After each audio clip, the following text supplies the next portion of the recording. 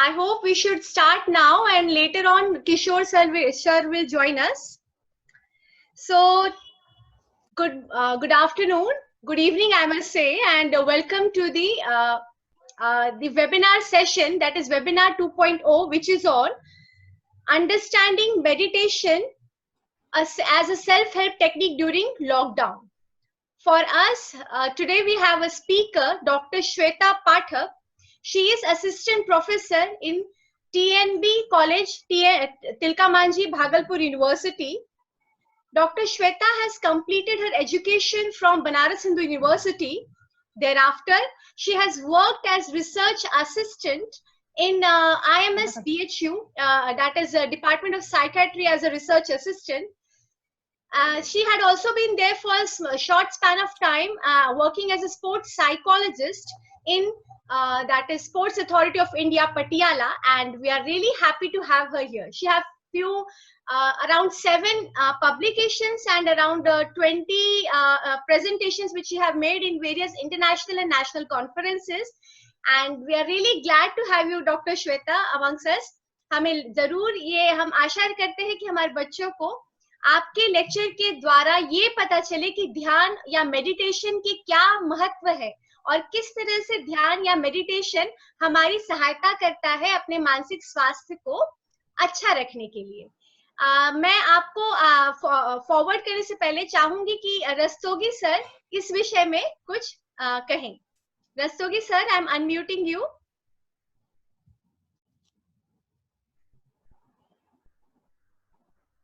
आप अनम्यूट। हाँ, yes. Thank you. Good evening everybody. Good evening sir.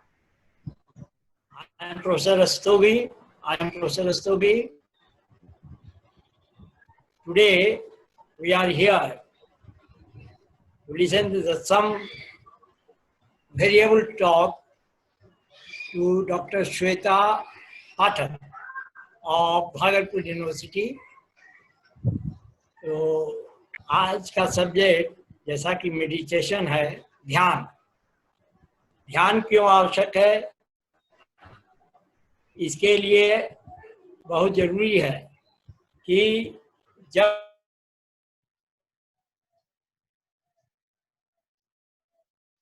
I hope sir का connection, internet का connection थोड़ा खराब हुआ है। Hello, is there? Hello, am I audible? जाते हैं जिसके चलते हम गलत कामों को करने के लिए प्रेरित हो जाते हैं। तो ध्यान के द्वारा हमें ऊर्जा की प्राप्ति होती है और एकाग्र होकर हम उस विषय को सोचते हैं और पुनः फिर उसमें जाने के लिए प्रवृत्ति हमारी उत्पन्न होती है।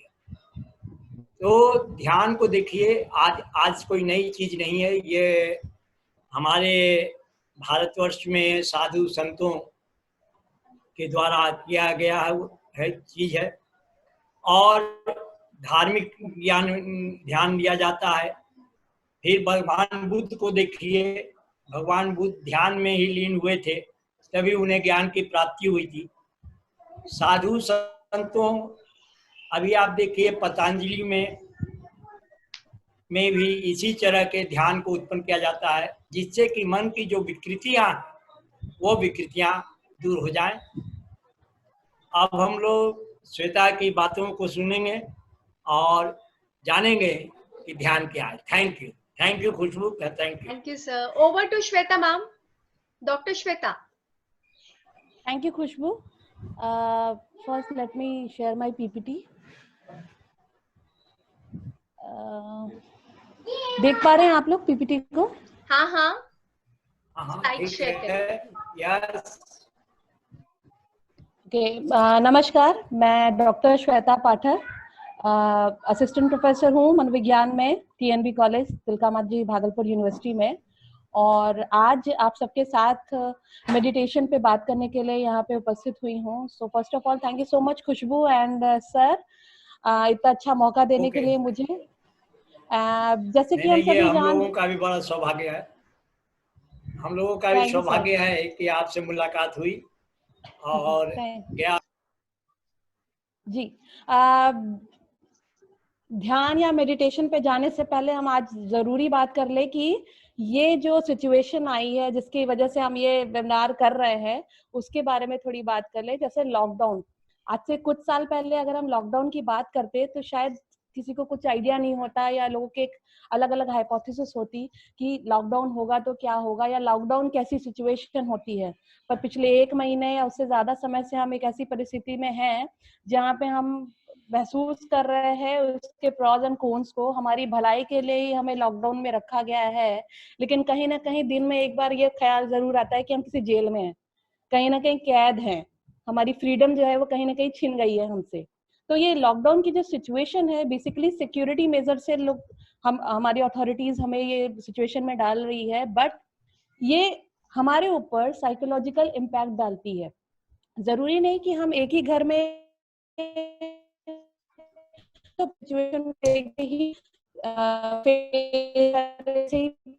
और जैसे चूंकि हमारा परसेप्शन अलग अलग होता है, परसेप्शन वेरी करता है, इस वजह से हमारे साइकोलॉजिकल जो इफेक्ट होते हैं वो भी चेंज होते हैं। तो ये लॉकडाउन की सिचुएशन में जब हम अपने आप को बहुत ज्यादा नेगेटिव, हेल्पलेस या डिप्रेस्ड फील कर रहे हैं, तो ऐसे में सुनाई दे रहा होगा?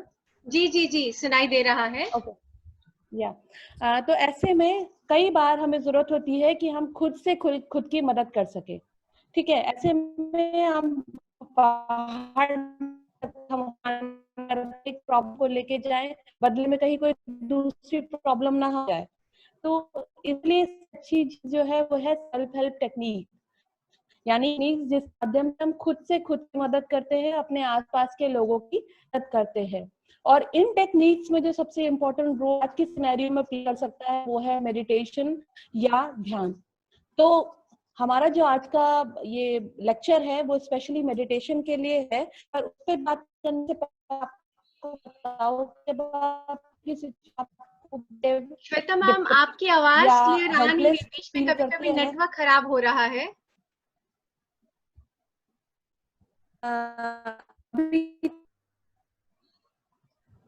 श्वेता हेलो, मैम, आपकी आवाज बीच बीच में कट रही है, हाँ प्लीज जी, नेटवर्क।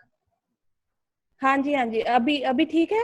यस, एकदम। आप ओके, अपना माइक पास तो रखिए, प्रोबेबली उस वजह से भी हो रहा हो। ओके, ठीक है, हम कंटिन्यू करते हैं कि मेडिटेशन पे बात करने से पहले हम उन टेक्निक्स की बात करते हैं जिसका आज के सिनेरियो में हम घर पे रह के यूज कर सकते हैं अपनी नेगेटिविटी, अपने डिप्रेशन या अपने जो दिमाग में चल रहे अनगिनत थॉट्स हैं जो हमें परेशान कर रहे हैं उनको कंट्रोल करने के लिए। तो ये कुछ 10 इफेक्टिव सेल्फ हेल्प टेक्निक्स मैंने यहाँ पे मेंशन की है, जिनमें से पहला मेडिटेशन, जिसपे हम आगे विस्तृत चर्चा करेंगे।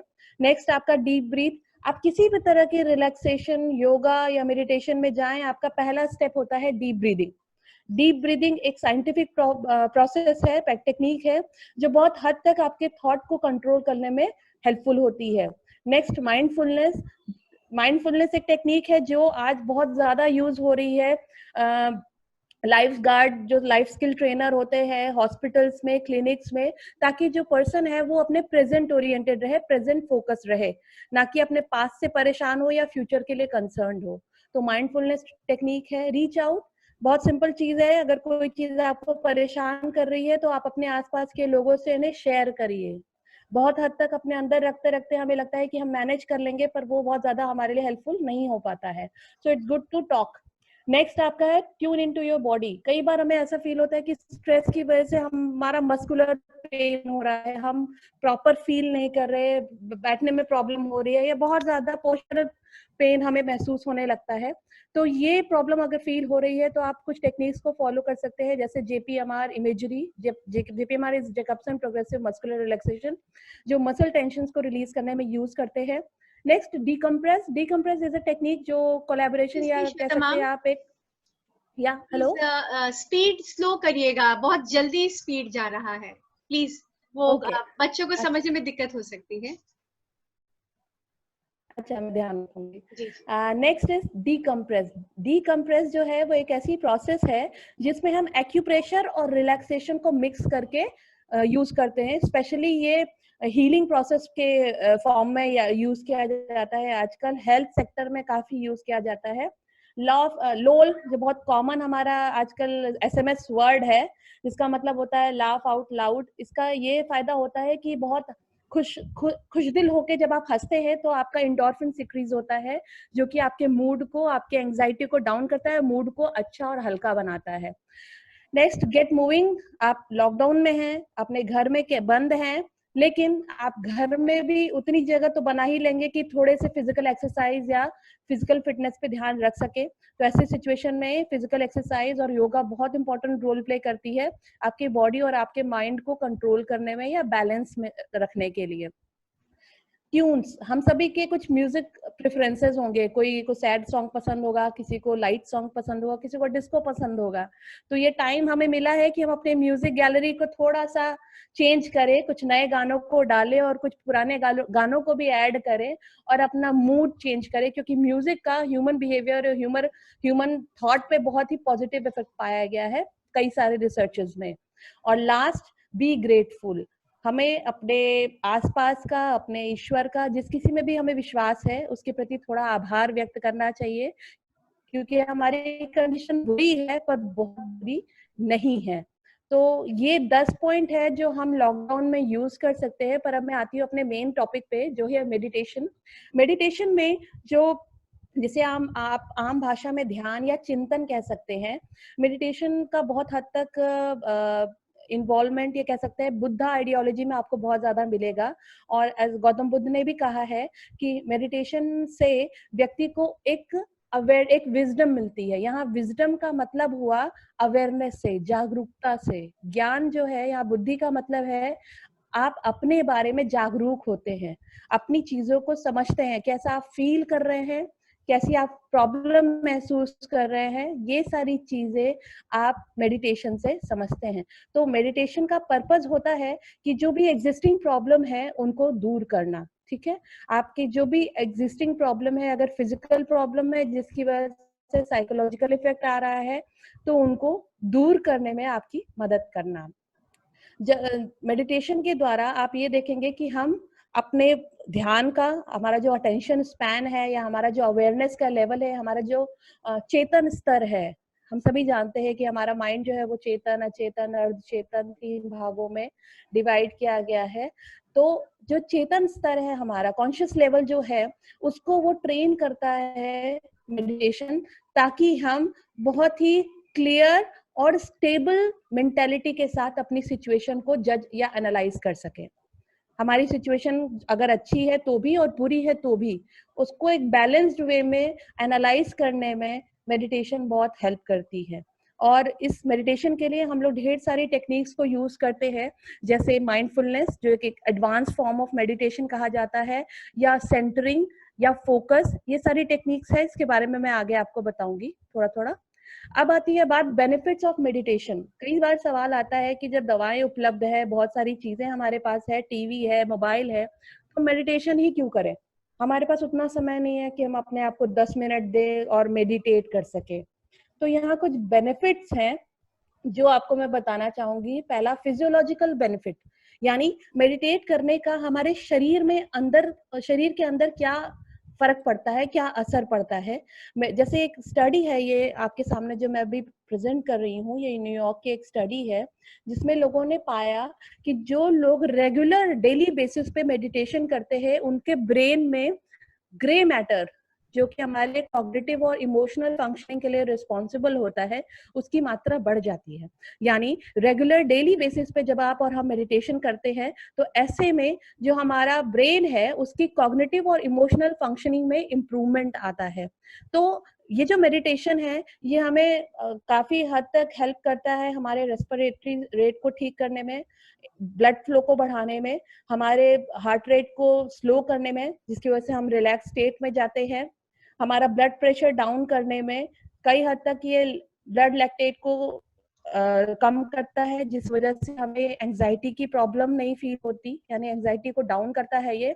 और इसका जो ग्रे मैटर है, जैसे मैंने पहले कहा, ये हमें हेल्प करता है, हमारे ब्रेन के ग्रे मैटर को बढ़ाता है, जिसकी वजह से हमारा कॉग्निटिव इमोशनल फंक्शनिंग और ज्यादा इम्प्रूव होता है। यानी हमारा सोचने समझने का, हमारा फील करने का जो कार्य है, जो संरचना हमारे शरीर में, ब्रेन में बनी है, उसमें इम्प्रूवमेंट आता है और इस वजह से हमारे इमोशंस और हमारी थिंकिंग प्रोसेस, थॉट प्रोसेस, हमारी जो लर्निंग है, ये सारी चीजें इम्प्रूव होती हैं।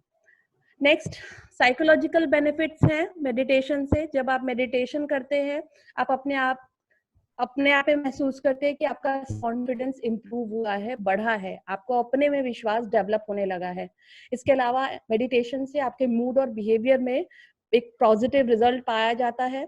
मेडिटेशन हमारे थॉट कंट्रोल में हेल्प करता है, हमारे फोकस और कंसंट्रेशन को बढ़ाता है। साथ ही साथ हमारे इंटरपर्सनल रिलेशनशिप में भी ये बहुत ज्यादा पेशेंस और कंपैशन जनरेट करने में हेल्प करता है और इस वजह से हमारे इंटरपर्सनल रिलेशनशिप जो होती है वो और स्ट्रांग होती है। सबसे इम्पोर्टेंट चीज, ये हमारे विल पावर को डेवलप करता है, जो कि आज के समय में हमारी बहुत ज्यादा नीडफुल चीज है, बहुत जरूरी है हमारे लिए कि हमारे पास एक दृढ़ इच्छा शक्ति हो अपनी सिचुएशन को स्ट्रांगली हैंडल करने के लिए।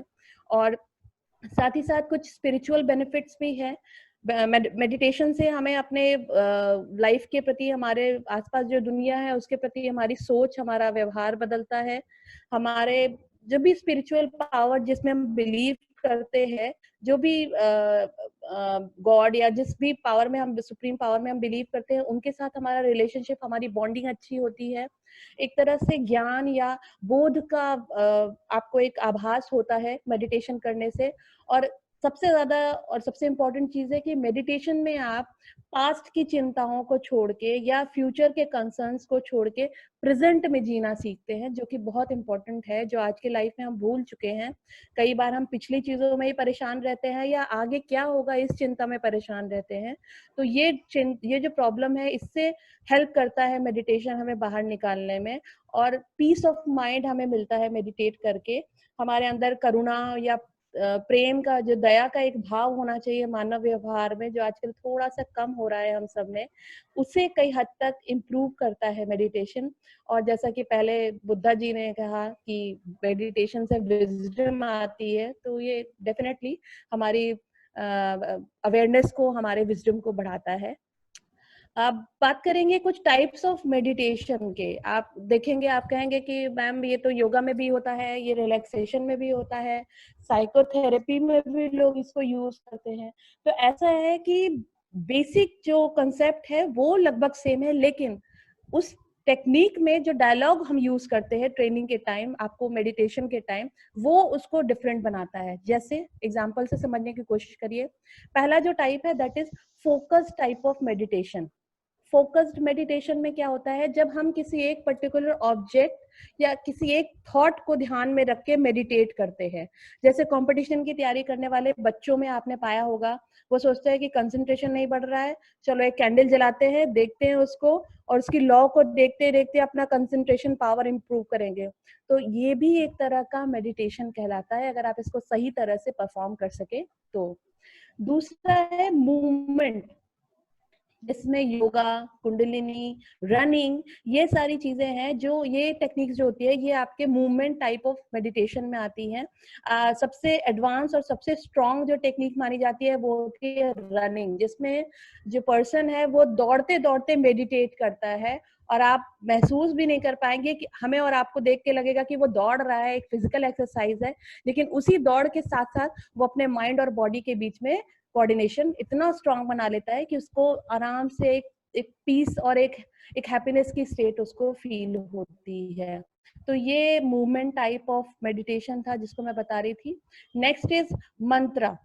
हम आप में से कई लोग स्कूल कॉलेजेस में रहे हुए, जब हम लोग छोटे थे तो सरस्वती शिशु मंदिर में मैंने पढ़ाई की, तो वहां पे हमारे प्रेयर में, जो रोज हमारी प्रेयर होती थी, उसमें प्रेयर के लास्ट में हम सारे स्टूडेंट और आचार्य जी लोग बैठ के 3 बार ओम साउंड का मंत्रा करते थे। जैसे ओम ओम, ऐसे 3 बार हम करते थे। वो अब जाके मुझे समझ में आया, एक्चुअली में वो एक तरह से मेडिटेशन है, जिसमें हम मंत्र, अगर हम स्पिरिचुअल है या हम थोड़ा सा भगवान में विश्वास करते हैं, तो हम उनके माध्यम से अपने कंसंट्रेशन को एक जगह पे सेंटर करके मेडिटेट करने की कोशिश करते हैं। तो ये ओम या जैसे आपने भ्रामरी सुना होगा, जो आपके योगा और प्राणायाम में आता है, ये जो चीजें हैं ये एक एग्जाम्पल है आपका मंत्रा टाइप ऑफ मेडिटेशन का, जिसमें जैसे आप वाहेगुरु अगर आप पंजाबी हैं तो आपके लिए वाहेगुरु एक बहुत ही पवित्र शब्द है, जिसको आप हर तरह से यूज कर सकते हैं अपने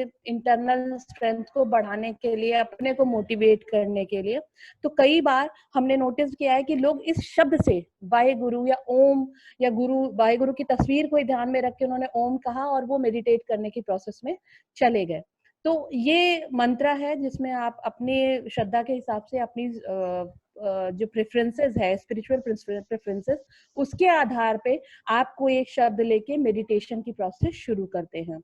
नेक्स्ट इज माइंडफुलनेस। जैसे मैंने पहले कहा, आज के समय में हॉस्पिटल्स में, सोशल सेटिंग्स में, डिफरेंट एनजीओज में, इंजरी एंड रिहेबिलिटेशन सेंटर में, ड्रग डी एडिक्शन सेंटर तक में माइंडफुलनेस की प्रैक्टिस कराई जाती है। Mindfulness meditation advance level of meditation है, जिसमें हम व्यक्ति को प्रेजेंट में फोकस करने के लिए उसको पहले बाहरी चीजों से, बाहरी वातावरण से डिटैच करवाते हैं, और फिर धीरे धीरे हम नोटिस करते हैं कि वो व्यक्ति खुद से ही अपने प्रेजेंट सिचुएशन में फोकस्ड हो गया है। तो ये मेडिटेशन की जो प्रोसेस है बहुत ही मतलब साइंटिफिकली प्रूव्ड है। काफी आजकल इस पे काम हो रहा है, स्पेशली जो साइकोटिक या न्यूरोटिक प्रॉब्लम से ग्रस्त पेशेंट हैं हॉस्पिटल्स में, उनको भी रिकवरी के लिए ये टेक्निक काफी यूज की जा रही है।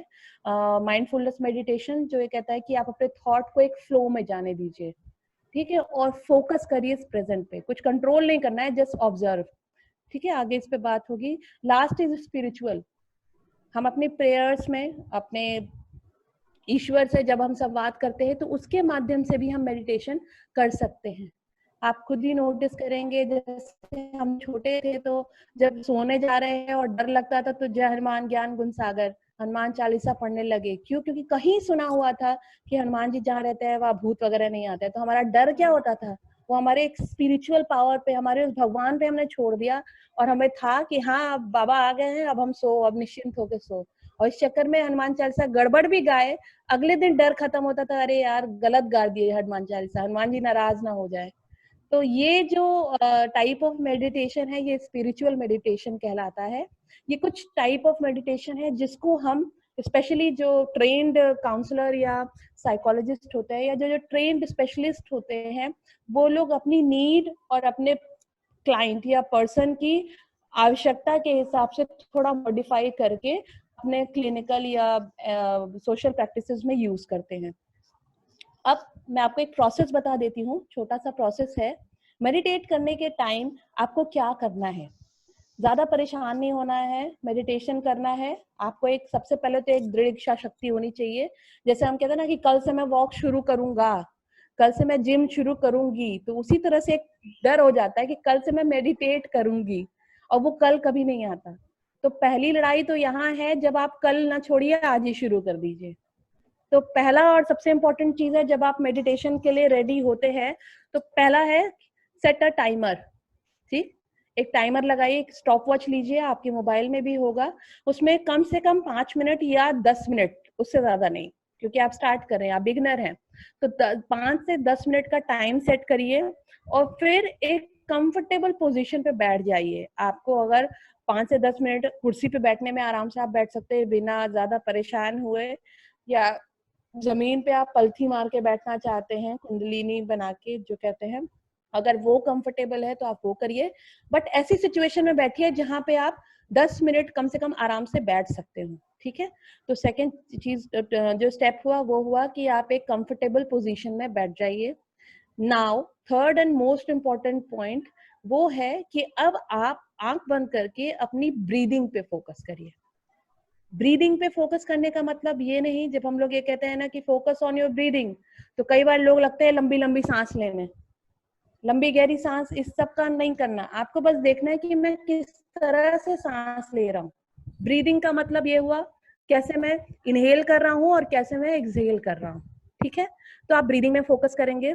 देन नेक्स्ट होगा, जब आप ब्रीदिंग पे फोकस करेंगे तो ऑटोमेटिकली आसपास की चीजें आपको डिस्टर्ब करेंगे। पहली बार में ऐसा नहीं कि आप एकदम दम साध के मेडिटेट कर सके, तो ऐसे में आपको परेशान नहीं होना है। या ऐसे में आप नोटिस करेंगे कि मैंने 3 बार सांस ली, 5 बार सांस ली, कितनी बार लेनी है। तो आपको अपनी ब्रीदिंग ऑब्जर्व करनी है, ना कि उसको काउंट करना है। आपको उसको काउंट नहीं करना कि 5 बार ले लिया, अरे छोड़ना ही भूल गए, नहीं। जैसे ब्रीदिंग हो रही है, जैसे आप सांस ले रहे हो, जन्म से ही ले रहे हो, तो कोई नई चीज तो आप नहीं कर रहे, और आपकी खुद की बनाई हुई चीज आपको पता है मैं कितना कंट्रोल कर सकता हूँ, तो कितना जल्दी रिलीज कर सकता हूँ।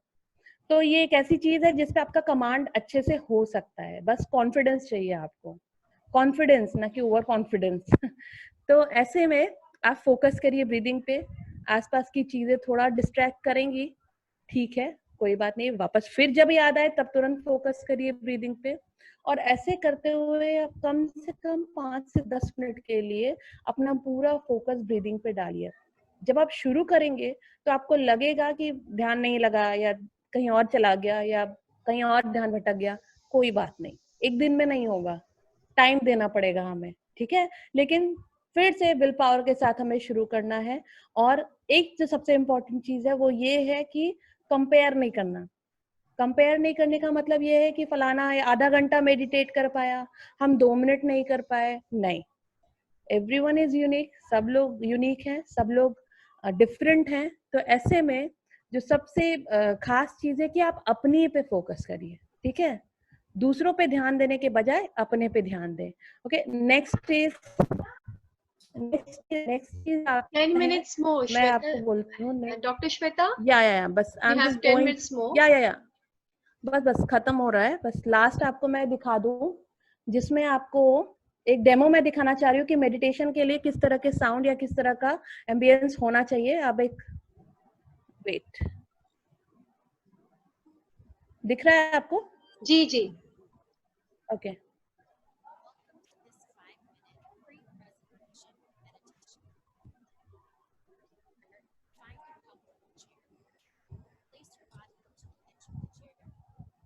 वीडियो का साउंड ऑडिबल नहीं है, प्रोबेबली उसको तेज करिएगा। Its maximum. ओके।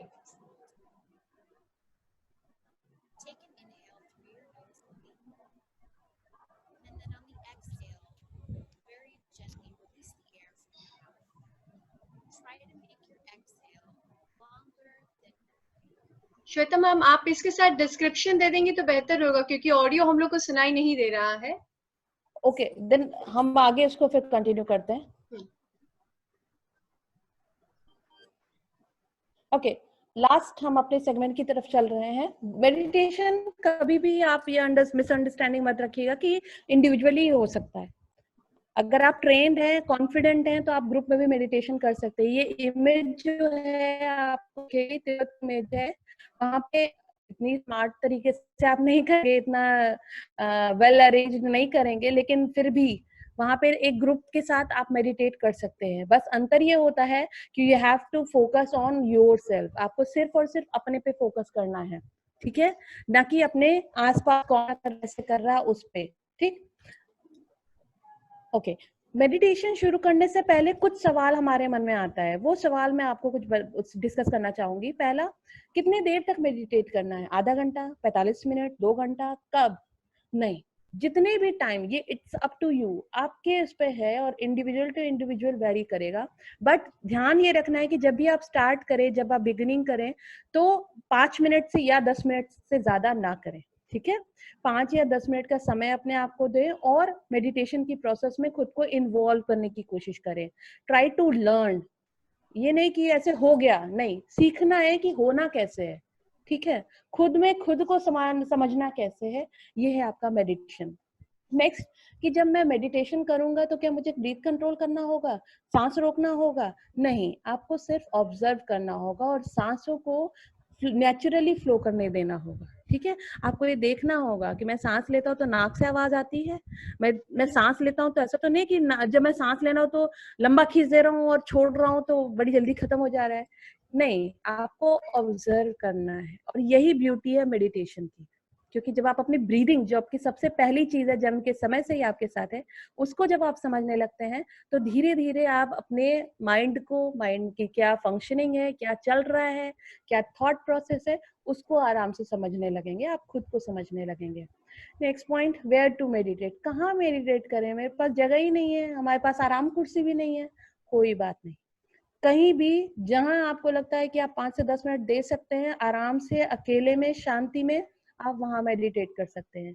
पूजा करते हैं तो मंदिर में कर सकते हैं, वॉशरूम जा रहे हैं वहां कोई अगर 10 मिनट आपको परेशान नहीं कर रहा तो वहां भी आप मेडिटेट कर सकते हैं, छत है तो छत पे कॉर्नर पकड़ लीजिए। सबसे इम्पोर्टेंट कब करें, समय नहीं है हमारे पास, ठीक है, समय नहीं है तो सोने से पहले जाइए तब करिए, या थोड़ा सा पहले जग जाइए सुबह तब कर लीजिए। तो ये आपको बनाना पड़ेगा अपने लिए, ठीक। और लास्ट क्वेश्चन है, कई बार लोग कहेंगे मेडिटेशन है तो रिलैक्सेशन भी है, क्या अंतर है दोनों में? तो अंतर ये है कि रिलैक्सेशन में आप अपने थॉट प्रोसेस को एंगेज करते हैं सेवरल एक्टिविटीज में, जिस भी तरह का रिलैक्सेशन आप कर रहे हो उसमें आपको थॉट प्रोसेस कंटिन्यू चलता रहता है और वो आपको हेल्प करता है रिलैक्स होने में। पर मेडिटेशन में आप अपने थॉट प्रोसेस के बियॉन्ड जाने की कोशिश करते हैं। आप ये जानना चाहते हैं कि मैं अगर ऐसा सोच रहा था तो क्यों सोच रहा था, और मैंने इस पे इतना ध्यान दिया ही क्यों। तो ये कुछ सवाल है जो जनरली हमारे दिमाग में आते हैं मेडिटेशन को लेके। So that's all for now. अब कोई क्वेरी हो तो प्लीज पूछिए। Thank you so much. Thank you. अगर किसी को कोई क्वेश्चंस है तो वो चैट बॉक्स में पूछ सकते हैं, अदरवाइज यू कैन जस्ट आप मुझे व्हाट्सएप करिए, मैं मैम को फॉरवर्ड कर दूंगी और वो आपके प्रश्नों का जवाब जरूर देंगी। यहाँ मैं देख सकती हूँ doctor Gaurav is there. He is an psychologist as well as he had been my senior. So I would like to invite him to say few words, to share his feelings.